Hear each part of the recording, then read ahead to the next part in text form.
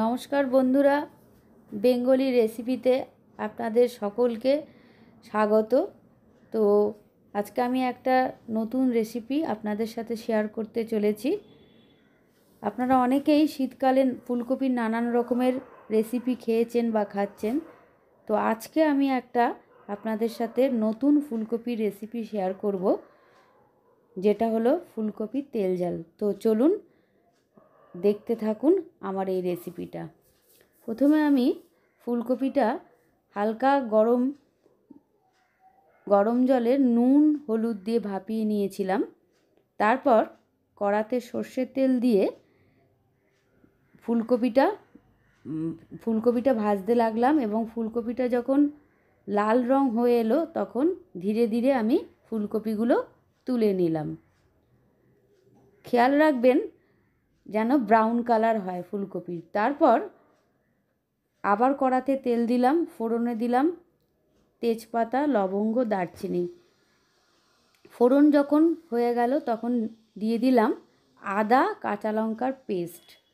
এ সম্পর্কে আমি একটা কথা বলে রাখি, আদা কাঁচা লঙ্কার পেস্ট কষতে থাকবেন ততক্ষণই যতক্ষণ না আদার কাঁচা গন্ধ না যায়। তারপর দিয়ে দিলাম আরও একটি পেস্ট, যেটা হলো চালমগজ, পোস্ত, কাজু, কিশমিশ বাটা দিয়ে হালকা আছে নাড়তে লাগলাম, এবং দিয়ে দিলাম টমেটো বাটা, হলুদ গুঁড়ো, লবণ, লঙ্কার গুঁড়ো, জিরে গুঁড়ো দিয়ে দিলাম। তারপর দিয়ে দিলাম ফ্যাটানো টক দই।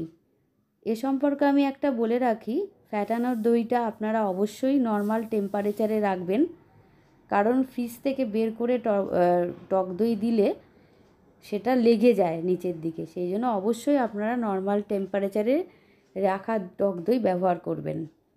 তো মশলাটা আস্তে আস্তে কষতে থাকবে তখন আমি ভাজা ফুলকপিগুলো দিতে থাকবো। অবশ্যই আপনারা দেখতে পাচ্ছেন ফুলকপি কষার থেকে তেল ছেড়ে আসছে। তো আমি ফুলকপিগুলো সবটাই আস্তে আস্তে দিতে থাকবো এবং নাড়তে থাকবো। যেহেতু আমি ফুলকপি আগেই সিদ্ধ করে নিয়েছিলাম, তো সিদ্ধ করার আর কোনো প্রয়োজন নেই। কষতে কষতেই আরেকটু সিদ্ধ হয়ে গেলেই তো ফুলকপি হয়ে যাবে রান্না।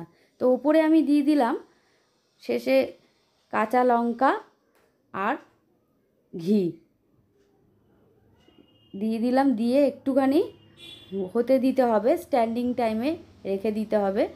আপনারা দেখতে পাচ্ছেন ফুলকপি কষা আমার প্রায় কমপ্লিট হয়ে আসছে। তো ধীরে ধীরে এটাকে হতে দিতে হবে। তো আমার হয়েই এসছে ফুলকপির রেসিপিটা।